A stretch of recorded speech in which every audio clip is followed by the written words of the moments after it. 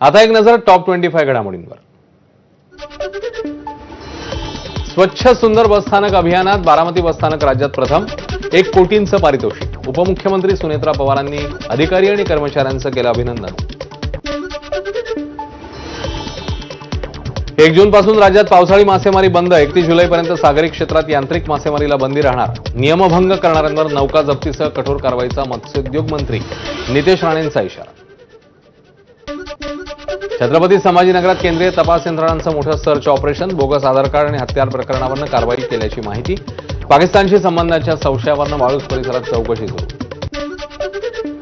रायगडच्या माणगावात भरधाव फॉर्च्युनरने वाहतूक पोलिसांसह 3 उडवलं। बेदरकार कार चालकाचा ग्रामस्थ आणि पोलिसांनी केला पाठलाग। साई गावाजवळ आरोपी चालकाला पकडलं। भंडाऱ्याच्या तुमसरमध्ये भरधाव अर्टिका कारने दुचाकीस्वाराला चिरडलं, जागीच मृत्यू। काटेबामणीचे उपसरपंच भगवान आगासींचा मृत्यू। अपघातानंतर चालक फरार, संतप्त ग्रामस्थांनी महामार्ग रोखला।